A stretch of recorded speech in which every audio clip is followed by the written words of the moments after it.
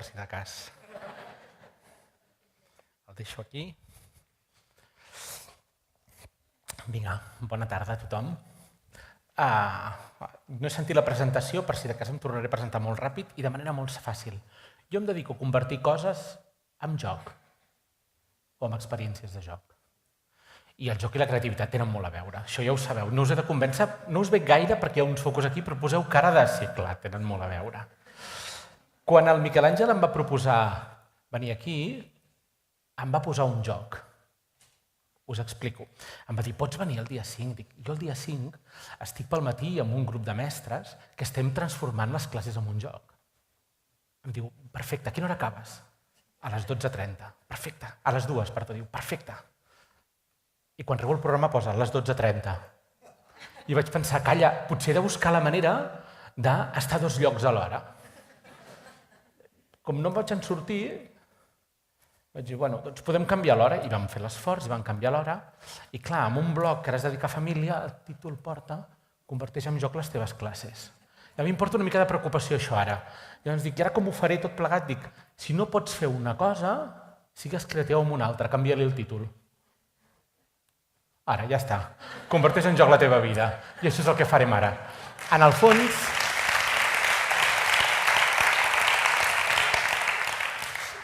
el que farem és el mateix, perquè convertir en joc una classe, convertir en joc una vida tenen molt a veure.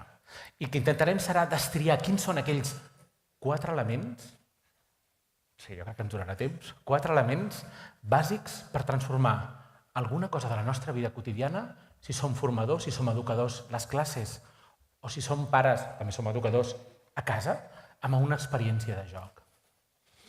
Molta gent em pregunta, i tu, per què et dediques a això? Com és que et dediques a fer jocs? La resposta és per casualitat. Va ser casualitat. Mireu, jo tenia 11 anys i el meu pare, un any, per Nadal, em va regalar un joc increïble. Us volia haver portat una foto, però no en tenia cap, així que us he posat dins una capsa perquè us imagineu cadascú com pot ser aquest joc. Era meravellós, era un joc magnètic que es desplegava i tenia un munt de fitxes petites i un munt de jocs diferents per jugar. Jo crec que aquest cop ja no aguanta, Vol dir que no puc parlar gaire, és un missatge subliminal. Doncs era un joc increïble, meravellós, però les regles eren 2 línies per cada joc. Us imagineu? Havia uns escacs. Aprendre a jugar als escacs amb 2 línies? Doncs els escacs japonesos amb 2 línies era absolutament impossible. Així que vaig començar, primera casualitat, a inventar jocs amb allò que tenia a la mà. Els jocs que construïa eren bastant poc presentables. La segona gran casualitat de la meva vida va ser que poc després, un dia, en el quiosc de davant de casa meva, vaig veure aquesta revista. No sé si la coneixeu perquè crec que era l'única persona que la comprava. De fet, la van deixar de fer. Però jo tinc tots els exemplars. Era una revista que estava plena de jocs. Explicava mecàniques de jocs increïbles. I gràcies a aquelles mecàniques, aquelles coses que aprenien als jocs que llegia, vaig poder argumentar millor les meves primeres experiències de crear jocs. Aquí vaig aprendre una cosa. I aquesta cosa és la primera que ens pot servir quan nosaltres volem convertir una experiència normal i corrent en un joc. I és que per crear un joc falten 2 coses. La primera és motivació. Esteu aquí, sou uns motivats de la vida, no hi ha problema. La segona és una cosa que és molt dura, perquè és coneixement. I conèixer de jocs és una cosa molt feixuga i molt farragosa. Sabeu com s'aprèn? Jugant. Per tant, ja sabeu què fareu aquest estiu, oi? Però us deia que teníem unes casualitats a la meva vida, i les casualitats de la meva vida continuen gràcies, i no ho diríeu mai, a un ministre d'Educació. Jo veig un ministre cap als anys 80 que es va inventar una cosa que a la meva escola li deien les hores B. Algú se'n recorda d'això? Jo no sé com ho feia... Tots vosaltres veu patir el mateix que jo, Però en el meu cas era meravellós. Jo no sé com ho feia a la vostra escola. La meva escola era molt fàcil. Havia un grup que s'anava amb un profe i s'estava 2 hores fent classe. I l'altre grup s'estava 2 hores en una sala, tancats, en principi estudiant sols sense que ningú els vigili.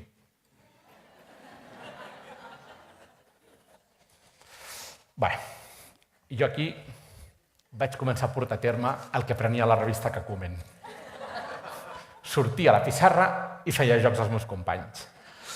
Vaig portar de molts tipus i vaig fer un que va triomfar especialment.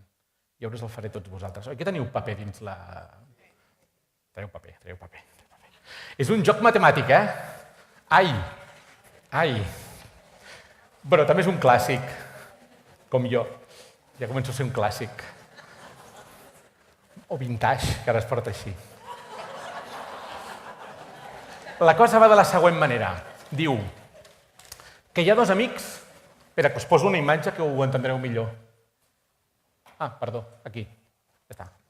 Hi ha dos amics que es troben pel carrer. Els dos són matemàtics. Els dos són grans amants de les matemàtiques. Primer abraçades. Què tal? Feia molt temps que no ens veiem. Com estàs? Com van les coses? Molt bé. I què? Què és de la teva vida? T'has casat? Un matemàtic això és important. Ho he aconseguit. I tens fills? Diu, tinc 3 filles. I quines edats tenen? Aquí ara es liem. Són matemàtics. El primer matemàtic li diu al segon: mira, el producte de les edats de les meves filles... Sí, rieu, però ja podeu començar a apuntar, El producte de les edats de les meves filles dona 36. Tots aquí, 3, 36. Ja esteu? Vale. Què més? Diu, la suma de les edats de les meves filles és... I llavors mira, al davant del carrer hi havia una porta amb un número, aquell número d'allà. No em mireu, que no us ho penso dir, era aquell número d'allà. El matemàtic que s'ho mira... Em falta una dada. Diu, sí, perdona, la més gran toca el piano. Què? Alguna resposta? No deixaré molt temps que això corre, No? Sí? 2, 3 i 6. No. Bueno, jo reconec que amb els meus 13 anys tampoc tenia ni idea, no patiu, tampoc tenia ni idea com resoldre, així que vaig anar a les pàgines del final, i a les pàgines del final vaig trobar... Diu, has de buscar 3 números que multiplicats donin 36? 2, 3 i 6, per exemple, o 1, 6 i 6? O 2, 2 i 9? O, sí, no és tan fàcil. Que quan els sumes donen un número que hi ha més de 3 números que sumats donen el mateix número? Hòstia, això se'ns comença a complicar, I que, a més, un dels números diferents, hi ha un número diferent que és més gran. Vaja, bàsicament, és una taula com aquesta. Uah! Mireu, si ho veieu, jo us ho explico molt ràpid. Veieu que hi ha dos que sumen 13? Veieu que hi ha un que és 2, 2 i 9? Oi que la més gran pot tocar el piano? Oi que l'altra no? Clar, no hi ha més gran. Per tant, aquesta era la resposta correcta. Però això us explico per alguna cosa. Mireu, quan jo vaig explicar la història dels dos amics... Sí, ara després us deixaré la presentació perquè ho estudieu tot el dia, no patiu. Quan jo vaig explicar la història dels dos amics va causar èxit. Quan vaig intentar explicar la solució, ningú em feia ni cas. Això és el mateix que fa en Nacho Maté. Coneixeu el Nacho Maté? Mireu, el Nacho Maté és un profe d'un institut de Badalona. És un profe de secundària. És un profe d'història, de secundària i batxillerat. Ell a secundària fa una cosa. Explica el contingut de secundària, d'història, la història medieval, la societat, com està estructurada, de quina manera funciona, a partir de Joc de Trons. Tots els alumnes formen part d'un dels clans, famílies, jo no he vist mai Joc de Trons, ho sento, clans, famílies, el que sigui, de Joc de Trons. I tots els continguts que fan tenen sentit dins del món de Joc de Trons. Les activitats que fan s'assemblen molt a les que fa qualsevol alumne de Catalunya. L'única diferència és que per ells té sentit perquè hi ha una història al darrere que ho aguanta. Hi ha un altre professor d'aquí, no sé si està per aquí ara, podria ser, que és professor de la Universitat de Girona, que els seus alumnes del grau de magisteri, que fan una activitat especial centrada, o una menció especial centrada en l'utilització de tecnologia, ho ambienta tot amb una conspiració intergalàctica, on teniu la Unió Digital Globalitzadora, la UDG, això pregunteu-li amb ell, se'l veieu aquí, es diu Pere Cornellà, que intenta esborrar tota la memòria dels jocs que poden tenir els personatges de la Terra. I les forces especials de protecció, Facultat d'Educació i Psicologia o Pedagogia, deu ser, que són els alumnes que intenten recuperar el màxim nombre d'informació. Els continguts segurament serien els mateixos, que podríem fer de qualsevol altra manera, però estan ambientats en una història que li dona lògica. Els meus fills, quan eren petits, ara també, però quan eren petits més, tenien una meravellosa propietat, i és que la gravetat actuava especialment a les seves peces de roba, i sempre tenien el terra de l'habitació plena de roba bruta. Un dia vaig començar a treballar amb el llibre de la Mireia Zabala, Jocs en família. Ella és una noia que té una ment molt creativa, molt interessant, i és capaç en aquell llibre d'explicar-nos com transformar qualsevol cosa de la vida quotidiana en un joc. Com menjar jugant, com cuinar jugant, com parar taula, com recollir taula, com posar el rentaplats, com treure el rentaplats, com recollir roba, que m'interessava. Em vaig posar dalt d'un, vés a saber, un jersei. Hem de portar totes aquestes peces de roba al cossi de la roba per rentar. Però tenim un problema, i és que el terra és de lava. No podem trepitjar el terra. Ens hem d'organitzar com vulguem, però hem d'intentar que no quedi res i tot estigui a la rentadora. Us asseguro dues coses, que mai de la meva vida havien recollit tan bé les coses, i la segona, que vam trigar un matí sencer. I aquí ve el segon aprenentatge que faig quan m'hi poso a jugar. I és que les històries són bones portes d'entrada per a qualsevol univers de joc. Si ho fem a través d'una història, qualsevol cosa s'aprèn molt millor. Dius que sí, tu creus, oi? Gràcies. Després, paraula, i ens expliques alguna cosa, que em sembla que tens alguna cosa per dir. Tercera.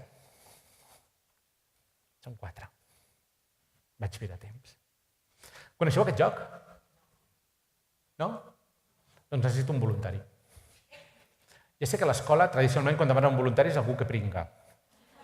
Però en aquest cas, us prometo que el voluntari és el que se salvarà. Un voluntari, sisplau, que pugi cap aquí, preparats? Si no, el triaré jo, Qui sigui, no ha de fer res, només ha de dictar-vos una cosa. Va. Molt bé, vinga, un aplaudiment per ell. Vine cap aquí.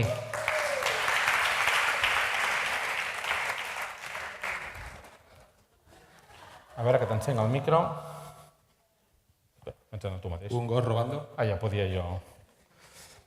Teniu encara el paper i llapis, aquell amb què heu fet aquelles operacions matemàtiques tan complicades que heu assegut, que no heu fet cap operació, però és igual. Tothom té el paper i llapis? Et dius? Àlvar. Àlvar, hola. Veus aquesta il·lustració? Sí. Et dono 45 segons perquè els hi dictis la il·lustració. Però jo la puc mirar tota l'estona. Tu tota l'estona, te la dono per tu. Gràcies.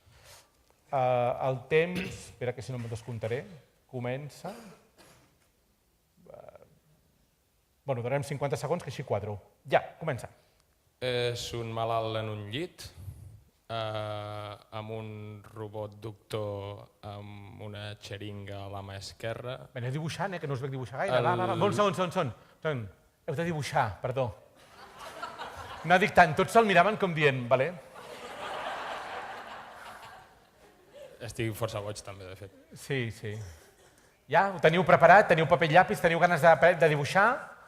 Doncs el temps comença. Torna a començar, vinga. És un malalt que està calb en un llit. No sé ben bé si és un llit o és un armari al qual li han posat a sobre el malalt i un llençol. També hi ha un gos amb 4 rodes potes i una antena teledirigida. Està bordant i porta un collaret negre i és de color blanc. Llavors, a sobre del malalt hi ha un doctor robot, no sé ben bé allò del llum que porten els doctors robot, i un davantal. I a la mà esquerra una xeringa bastant grossa, que no m'agradaria ser el malalt, de fet el malalt mira així com, ui, això no ho veig clar, i el doctor està així posat, molt ben posat. 10 segons. I l'antena del gos és com que rep coses i també quan borda també és com que es veuen coses que borda. El davantal té un llacet. I temps. Un aplaudiment, moltes gràcies per la targeta.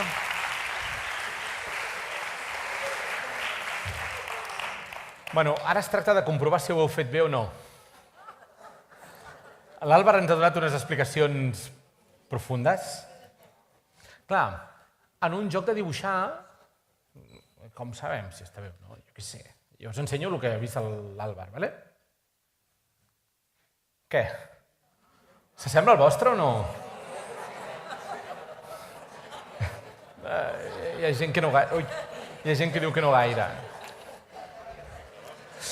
Mireu. Oh, perdona. No sé si ho veureu, però professional, eh? A més, en colorines i tot. Espera, que surto la foto. Ara, en aquest joc, no es tracta de saber... No sé si puntuaràs gaire, ja t'ho dic ara, No es tracta de saber dibuixar. Es tracta de saber explicar que ja ho ha fet molt bé i de saber entendre-ho. Anem a veure com funciona. Anem a veure. Perquè a la targeta que tenia l'Àlvar, en el costat hi ha una peça de color vermell que ell no veia res. En el moment en què li poséssim un aixetat vermell aquí davant, apareixerien totes unes lletres que explicaria què és el que puntua. Jo d'aquestes n'he triat 4. Anem a veure. Guanya un punt a les persones que hagin dibuixat el gos amb 4 rodes. Si no canteu victòria, esteu aquí. Perquè això ho he dit. La segona, a l'home que està estirat, només se li veu un braç. Quants teniu un braç? Molt bé. Portes 2 punts ja? Ah, no has posat... Lo de les 4 rodes que t'he dit no ho has fet, però això sí. Molt bé, perfecte. Tercer puntuació és a l'home no se li veuen els peus. Bueno. I la quarta, el metge robot té 2 ulls. Bueno, quants teniu 4 punts? Vaja. Sí? 4? Però això són... No, però un punt pels ulls i un punt pels peus. 2 punts. Era un creativo. 3 punts. Molt bé. 2 punts. La resta ens veiem al setembre. El dúplic és un gran joc. És un bon joc, per una banda, perquè no cal saber dibuixar. Cal saber dictar i interpretar. Té un element que és molt important, i és que, a vosaltres us ha costat com 15 segons saber que havíeu de dibuixar, però normalment la gent ho sap a la primera. Doncs és que porteu moltes hores. Sí, serà això. Però què és important d'això? I és que tenim molt clar quin és el nostre objectiu. I en un joc sabem tots clarament quin és el nostre objectiu, què s'ha de fer, de què va. Però el dúplic, a més de dibuixar, té un punt de sorpresa. I aquest punt de sorpresa és meravellós. I és que dibuixes, intentes explicar al màxim, però després et sorprèn, perquè potser hi ha un que et fa dibuixar un sol i diu ja, però en els rajos de sol has de fer com a mínim més de 4 rajos. Si has fet només 4, no puntua. Uau! Són aquestes coses que vas aprenent a poc a nivell sorpresa. Això també ens ho ensenya un gran mestre. He jugat al Mario Party. He jugat o no? Juegazo. Si no, doncs juga-hi un dia o altre. Mira, t'explico, és com un gran Monopoli, d'acord? He jugat al Monopoli, no? Vale. Doncs és com un gran Monopoli. Es juga davant de la tele, es juga en grup, tu passes bé, hi ha alguns jocs de fastidiar els altres que funcionen molt bé, aquests sempre funcionen, i a més, hi ha un element interessant. Quan en aquest monopoli on tu vas passant per molts recorreguts, per moltes cases, compres cases, vens cases, arribes al final, hi ha molts minijocs per fer, i arribes al final, surt un personatge que dona estrelles per temes que tu no sabies. Com això d'aquí. És a dir, l'element sorpresa és molt important. I aquest és un element que forma part de qualsevol joc. Saber el que has de fer, però amb una sorpresa. No fa pas gaire va haver un altre professor, el Cristian Negre, que ens va sorprendre a tots amb una cosa simple i meravellosa. És això. Aquest és el producte original. És un producte que podeu trobar per internet, podeu comprar-lo, però més expliquen com podeu fabricar-lo. I ell se'l va fabricar i va crear una cosa meravellosa. Mireu, la cosa és molt simple. És una caixa tancada. Ja està. Una caixa tancada amb diferents candaus i aquests candaus s'obren en combinació. Tothom sap el que ha de fer, que és... Perdó, heu anat mai a un escape room? Sabeu el que és un escape room? A veure, quan sabeu què és un escape room? La resta què esteu fent a la vostra vida? De debò, proveu. Mira, un escape room és et tanquen una habitació i tens una hora per sortir. I com se surt? Resolent enigmes. I els enigmes són en grup. Treballes col·laborativament per saber com se surt. Això és un escape room de butxaca. És una capsa. Tu pots crear els enigmes que tu vulguis. Venen uns donats, però tu pots crear els enigmes que tu vulguis. Aquests enigmes, els mestres, els podeu tematitzar amb coses que heu après a la vostra assignatura. A casa, els enigmes els podem guanyar al llarg de la setmana si fem les tasques de casa. I el diumenge per la tarda o el divendres per la tarda al cas de l'escola ve el gran moment. El moment és posar-se davant de la caixa. Cronòmetre, 6 minuts. Si sou generosos, 8. I heu d'obrir la capsa. I comencen a treballar conjuntament. Perquè tots volem resoldre-ho. Perquè tots volem saber què hi ha dins. I si passen els 6 o 8 minuts i no l'hem obert, sortim. Parlem, analitzem què hem fet malament i tornem a començar. I això és meravellós, perquè és una gran experiència de joc en la que sabem exactament què volem fer, però en la que l'error no està penalitzat. Tot el contrari, l'error és font de tornar a començar. I aquest és el tercer aprenentatge que ens ensenyen els jocs. La història del Dúplic, la història del Mario, la història d'aquesta capsa. I és que en qualsevol joc, sigui el que sigui, sabem que ho hem fet correctament perquè hem superat el repte. I el repte està molt clar des del principi. I això moltes vegades a la vida i a les escoles no ho tenim clar. Arriben els teus fills d'un examen i et dius com ha anat? No ho sé. Però tu no pots saber si has fet malament. No sé si m'han veu malament. O et diuen, m'ha anat perfecte, nota, un 5. Diu, però no, diu, és que no havia sabut de tot si anava. En un joc tenim molt clar quan una cosa està bé i quan una cosa hem de continuar per obrir la porta, hem de continuar per obrir la capsa, hem de continuar per superar el repte o per guanyar la màxima puntuació. Quart aprenentatge. I per quart aprenentatge us vull parlar d'un altre joc. Us preguntaré si el coneixeu. Si no el coneixeu, espero que a totes les botigues de Girona s'esgoti aquest estiu. El joc es diu Dixit. A veure quants dieu que sí, ja. Bueno, va, això ho veuràs. La resta, proveu-lo. Mireu, la cosa és molt simple. Tens unes cartes amb unes il·lustracions meravelloses, increïbles. Un jugador rep una d'aquestes cartes, una d'aquestes il·lustracions, i amb aquesta il·lustració el que fa és s'inventa una història. Tota la resta de jugadors té cartes a les mans i intenta buscar una de les il·lustracions que tingui que pogués il·lustrar la història que l'altre s'ha inventat. Tothom dona una carta, es barregen totes, es posen boca amunt i llavors tothom ha de votar quina creu que és el que l'altra persona ha triat. Això que és tan màgic és meravellós. Anem a fer un experiment. Jo he triat 6 cartes de Dixit. A dalt a l'esquerra tenim un senyor amb un cap ple d'ocells, amb un barret, i un mitja cara al revés. La segona és una nena o un àngel amb unes ales ben a prop de la lluna o del sol. La tercera és una ampolla de cava que dispara cap amunt com una mena de tap globus. La quarta és un ocell que vola al revés amb un món al dret o un ocell que vola a dreta amb un món al revés. La cinquena és una noia remant, descansant, amb un estany amb uns nenúfars. I la sisena és una nena que vola amb un paraigües on cauen moltes guspires de colors. I jo m'he inventat una història. I heu d'intentar saber amb quina d'aquestes imatges he il·lustrat la meva història. No apunteu res de moment, no patiu.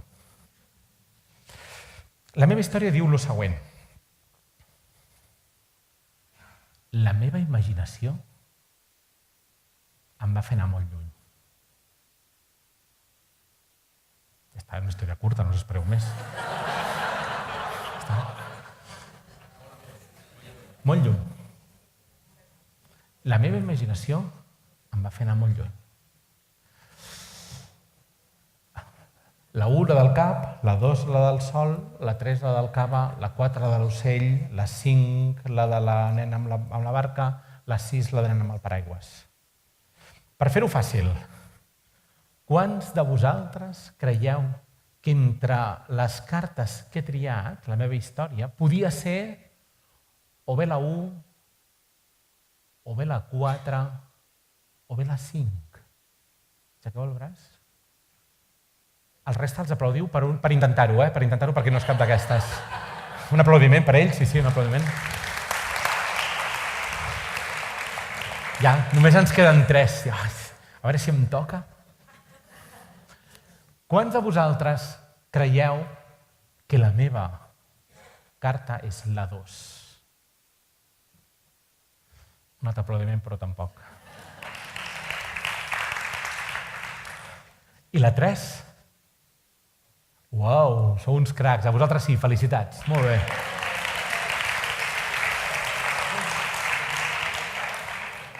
Ben lluny, un tap que em porta ben lluny. Ah, però això dirà, però per què? Bueno, perquè ho he decidit així. Ja està, no té més. El Dixit té això. Si abans dèiem que en un joc sé quan he solucionat alguna cosa, també sé una altra cosa. I és que no hi ha una única manera de fer-ho. No hi ha jocs de resposta única. No hi ha úniques maneres. Això es diuen problemes de mates. I així és el meu quart aprenentatge per poder transformar qualsevol cosa en una experiència que s'assembli a un joc. I és fer que sigui el que sigui, no hi hagi una única manera de fer-ho, sinó que hi hagi múltiples camins per arribar a solucionar-ho. I que l'important, com passava amb la caixa d'abans que obríem, és repetir, provar, assajar, intentar. I això sí, tenir ben clar quin és el nostre objectiu. Són 4 coses. Quan us proposeu transformar un dia de la vostra vida, una de les vostres classes, un cap de setmana amb la família, amb una experiència de joc, primer, jugueu abans per dir d'aquí trec coses que puc aprofitar. Segon, penseu una història que atrapi. Alguna cosa que els agradi. Ahir amb els profes que explicava recordava que quan jo era petit el meu avi em va fascinar durant molts anys explicar una història d'uns pirates que el seu avi tenia un llibre que havia desaparegut i un dia va aparèixer a casa amb un llibre, un còmic de l'Illa del Tresor signat pel capità de la capitania dels vaixells i em va fascinar. I em va fascinar tant que quan tenia, ho confesso, 18 anys, el meu germà em va fer veure que era mentida. Però t'ho prometo, fins als 18 anys m'ho vaig creure de debò. Són grans històries que ens fan viure coses com un joc. La tercera, i és quan fem un joc, hem de saber a què juguem, quin és el repte. I aquest repte, com sé si l'he superat o no l'he superat? I per últim, i el més simple de tot, no hi ha una única resposta. Les escoles tenim tendència moltes vegades, els educadors, els formadors, a formar descobridors. Descobridors són persones que busquen la resposta correcta. Quan potser, quan obres la porta de la vida, descobreixes que en el món no necessita descobridors, necessita exploradors, persones que provin moltes coses i puguin triar quin és per ells la que se senten millor o el que els hi va millor. Si posem totes aquestes 4 coses en una coctelera, home, no sé si serà un joc, però segur que us ho passareu molt bé. Moltes gràcies.